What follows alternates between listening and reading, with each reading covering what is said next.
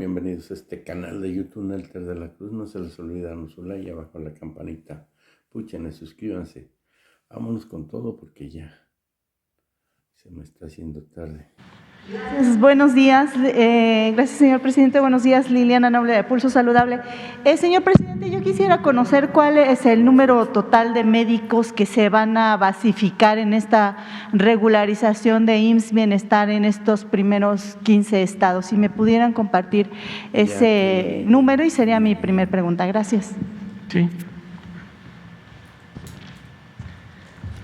Muchas gracias, señor presidente. Sí, como se comentó, la Jornada Nacional de Reclutamiento de Médicos Especialistas abarca todas las instituciones, aquellas que se dedican a las personas con seguridad social, pero también y quizá principalmente para los estados que atienden desde sus sistemas de salud a quienes no cuentan con seguridad social. Y en estos 15 estados es donde se identificó que de lo que los propios gobiernos de las entidades federativas dieron a conocer, hay cerca de 5,000 que corresponden a médicos especialistas en alguno de estos 15 estados. Idealmente, para nosotros serían la totalidad. ¿De qué depende? Justamente de que a partir de hoy los médicos, las médicas puedan ingresar a la convocatoria, revisar en qué localidades, en qué unidades hay plazas disponibles de lo que ellos estudiaron y de donde tienen su cédula profesional, y a partir de eso empiecen a hacer sus postulaciones. La intención es que se contrate a todos, porque hay recursos disponibles para estas contrataciones, pero lo que estamos intentando empatar, digamos, es las necesidades de las instituciones con la existencia o la presencia de médicos especialistas que decidan ayudarnos en alguna de estas plazas. Pero lo ideal es que fueran pues todos, los 13,765 y en particular los 5,000 de estos 13,000 que corresponden a los servicios estatales de salud para personas sin seguridad social en los 15 estados del país que se están proyectando para este año. La Organización Mundial de la Salud dice que deberían de existir alrededor de 23 médicos y parteras por cada 10,000 habitantes. La Organización para la Cooperación y el Desarrollo Económico, la OCDE, dice que México tiene 2.4. La mayoría de los países que integran esta organización tienen alrededor de 3.4. En los porcentajes, usted, maestro, es muy bueno como economista con el tema de los números. ¿Cuál sería el porcentaje que se podría alcanzar a cubrir de este faltante y a lo mejor elevar un poquito este piso tan bajo que se encuentra en la lista de la OCDE por la carencia de los médicos? Muchísimas gracias, nada más que no soy economista. Perdón, administrador. Soy politólogo, pero sí, a ver, los datos que se establecen tienen que ver tanto con médicos generales como médicos especialistas. En este momento estamos concentrados en la parte de médicos especialistas porque es donde existe el mayor déficit.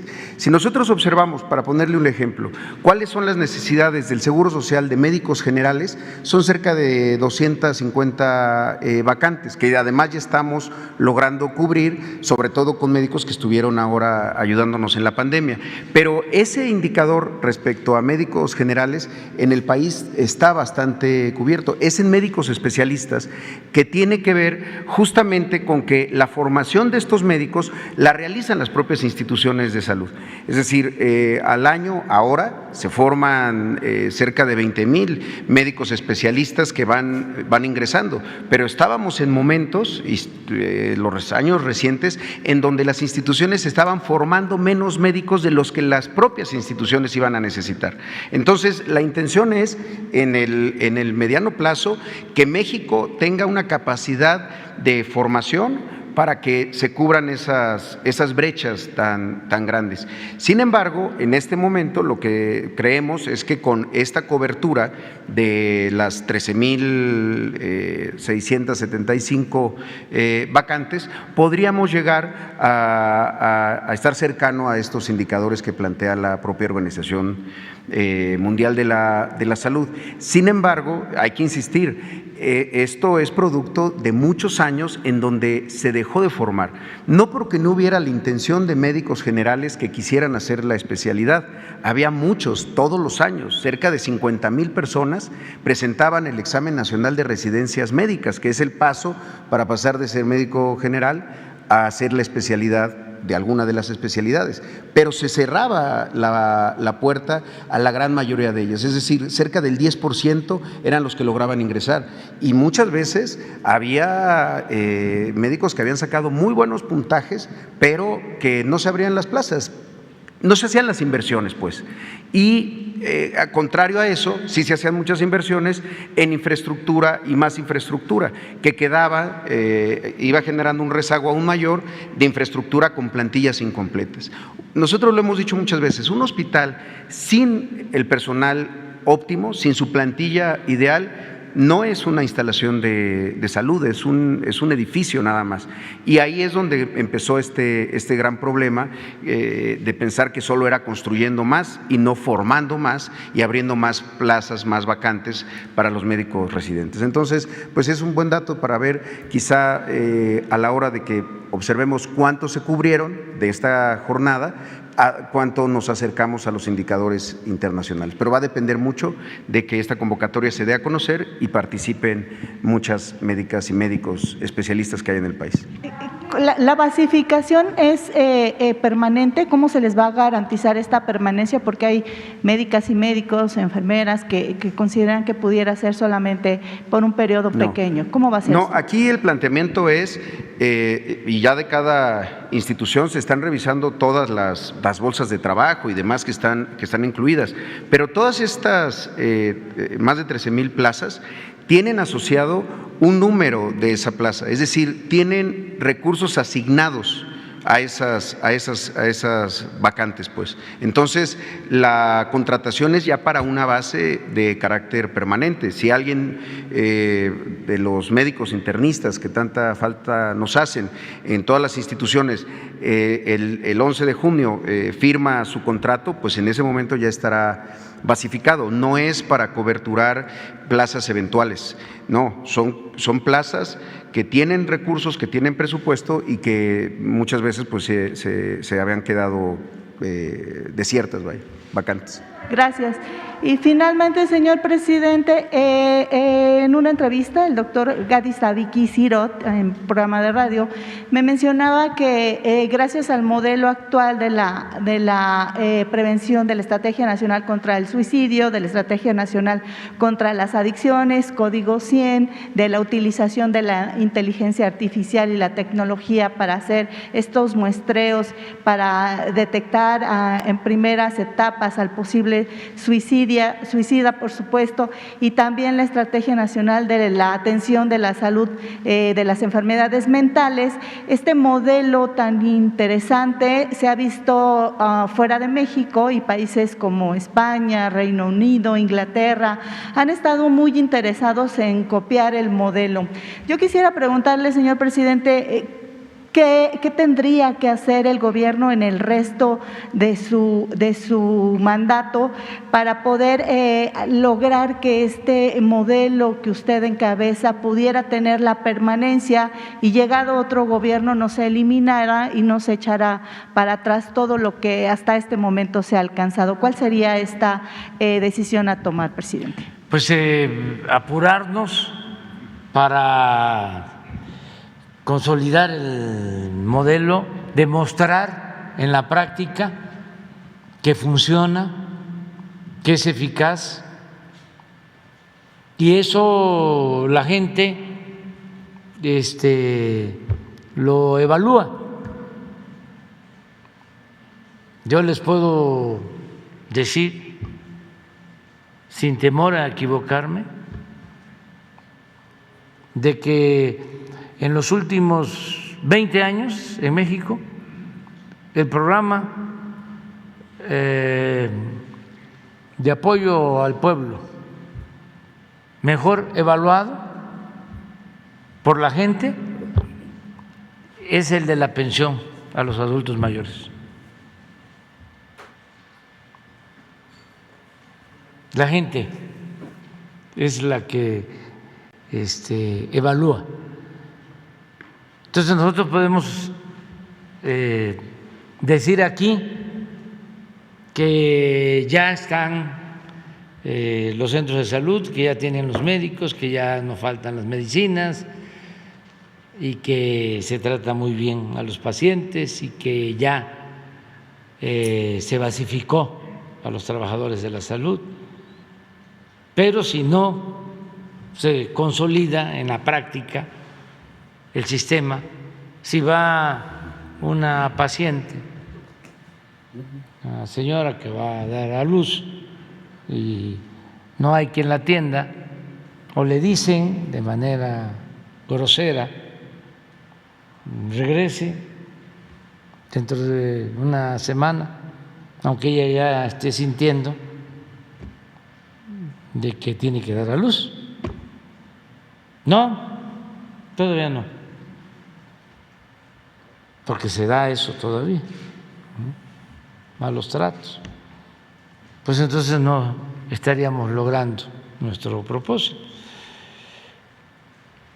Por eso es tiempo de apurarnos para que tengamos el tiempo necesario y se consolide el sistema. Y una vez que ya esté consolidado, pues la gente lo va a defender. Es como todo. No van a permitir que se desmantele, que se continúe con la política privatizadora o que nadie voltee a ver al medio rural, que se olvide que el sur también existe, como diría Serrat.